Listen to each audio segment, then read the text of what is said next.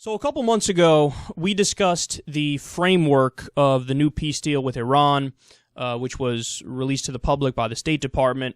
Well, today we have the final draft that all the sides in the negotiation have agreed to.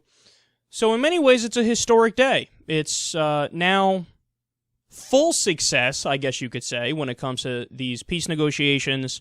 Of course, in the U.S., they're still going to have to get over the hurdle of Congress, but that's not necessarily going to be as big as a problem as many of us originally thought it would be.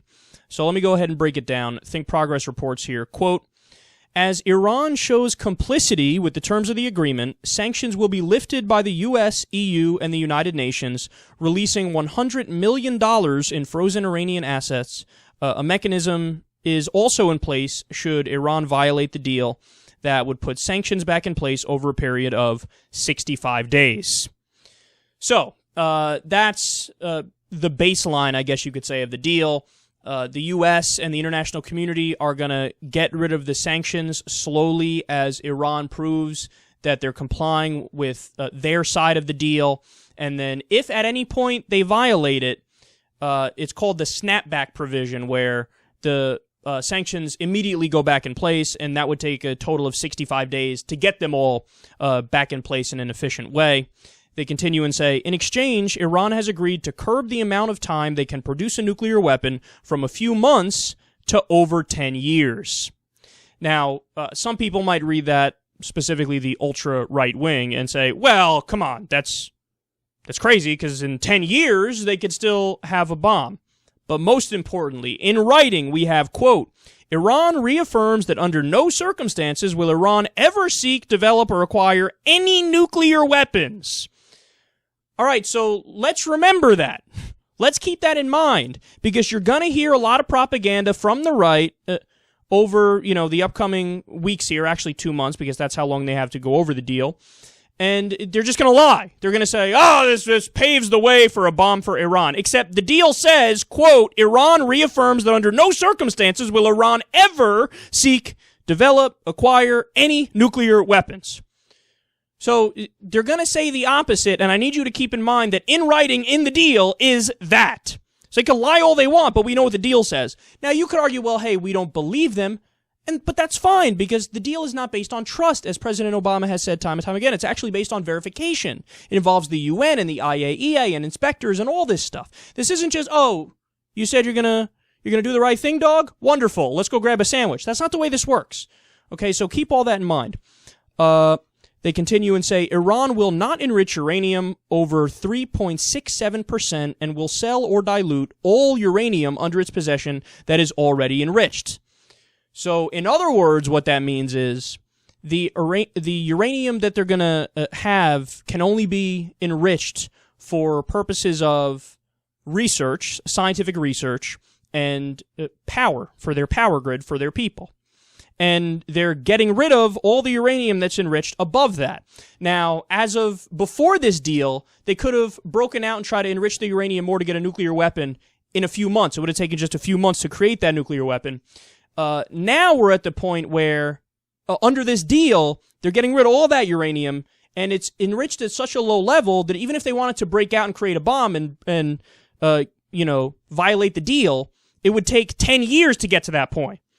So, and remember, some Republicans are going to say, well, they shouldn't have any nuclear program at all, whatsoever.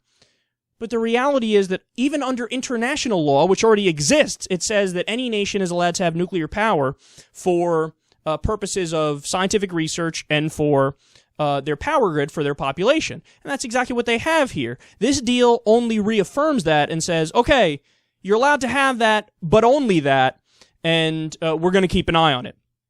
They continue, the IAEA will regularly inspect Iran's nuclear sites, as they do already, and the UN inspectors can demand special access whenever they want, and a predetermined joint commission made up of one member from each negotiating state will then have to approve the inspection. Okay, so this is another really important part here, because the Republicans are going to say, well, I want to be able to go in there whenever with no restrictions whatsoever, so I don't like this provision because it puts a restriction on us.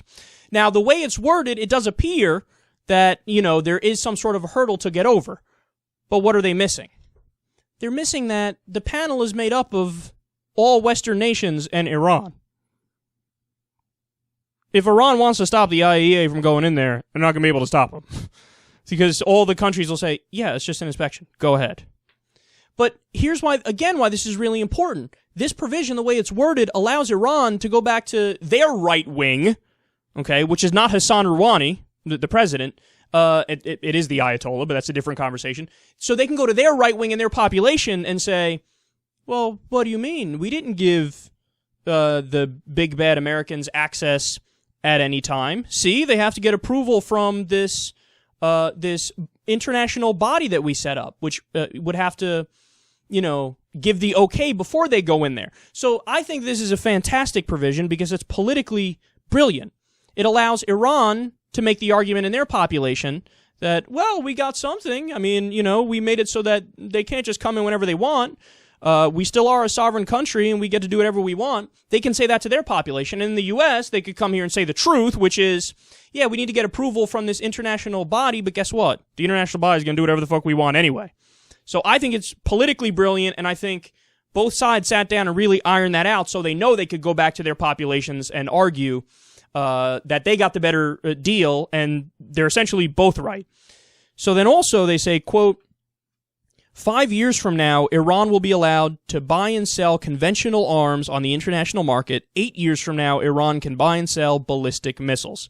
Now here's the portion of the deal that the Republicans are gonna go most crazy over. This is the last thing that they were ironing out. So we already knew the framework of the deal, and it was taking a while to really get down the final details and agree on the final part of it. And this was the final part that they were struggling over.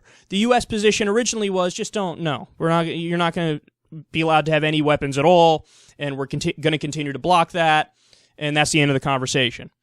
But then Iran said, well, come on, if we're really sitting down and we're negotiating, you guys can't just have everything you want and we get nothing of what we want. I mean, what, you get rid of sanctions to get us back to make our economy what it should be anyway. Gee, thanks. We got to get a little something extra here. We're not asking you to sell us weapons. We're just asking that on the international market, can we buy weapons, in a certain amount of time? Again, it's 5 years for small weapons, 8 years for ballistic missiles. The right's going to say, oh my God, President Obama arming the Iranians. Told you he was a Manchurian candidate and a Muslim. That's what they're going to say. But what's the reality? And why would the U.S. agree to that? Think about it. Think about it. You have the answer yet? I'll tell you. ISIS. That's why. So Iran, for those of you who don't know, anything about the Middle East or the Sunni-Shia divide, Iran is Shia. ISIS is fundamentalist Sunni. They're Wahhabist or Salafist. The fundamentalist Sunnis want to wipe out the Shias. They hate the Shias so much that they want to wipe out the Shias before they even get to the Americans and all the Westerners. Okay, that's how much they hate them. And Shia militias right now are fighting ISIS. So, and what they're doing is they're, scrapping together weapons from different places, and they're not as well armed as they could be. And what they're saying here is, come on, guys, don't be ridiculous. You know that we're your ally in fighting ISIS. You know you want to defeat ISIS. Be reasonable here. We at least give us some kind of weapons, or allow us to get some kind of weapons on the international market where we can take care of that. And Kerry and Obama and the international community said that is reasonable. So let's go down that road. And finally, they say Congress has 60 days to approve or disapprove of the deal. But here's the catch.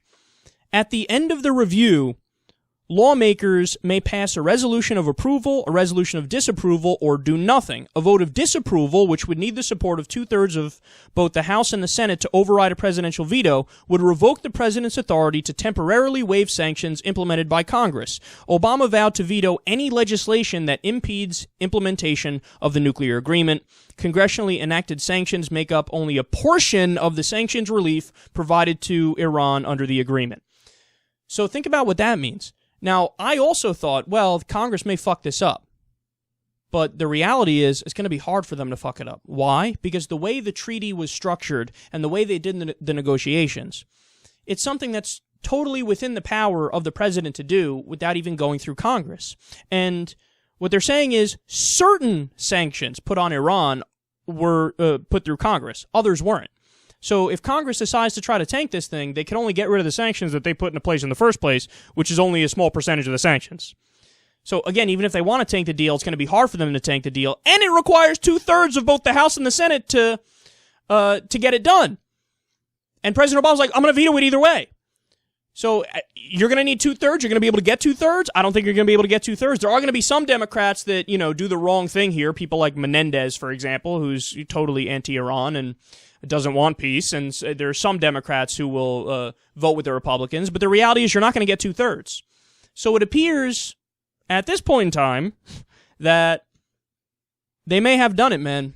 They may have did a historic peace deal here, which can change the terrible situation and standoff that's been going on between Iran and the U.S. for a long time now. And remember, one of the most important things to keep bringing up is that even if this goes to shit, and they violate the deal, or we violate the deal, or whatever, okay? Even if that happens, okay, so we go right back to the sanctions automatically get slapped back on if something happens. So to be against this deal, it's just, there's no argument against this deal. There's no argument. They came to the table. Iran came to the table. They sat down. They negotiated. They conceded, we'll never have a nuclear weapon, and we're fine with that. Just get rid of some of these sanctions. We did our part as well. And now we're at a place where we can actually have a conversation and we can talk. And, we're not on the verge of war like we were under the Bush administration. There's no way you could be against this. Because, again, even if it doesn't work out, and of course it's possible it doesn't work out, well, then the sanctions go right back on. Which is what the Republicans want to do anyway. Continue to have sanctions, or they might actually want war, which is even more disastrous. But at least for now, that war cry is not as loud as it was before. So today is a great day. This is a great step in the right direction. There's no reason to oppose this, which is why, of course, the Republicans and some Democrats will try to do just that, but it's going to be hard for them to succeed.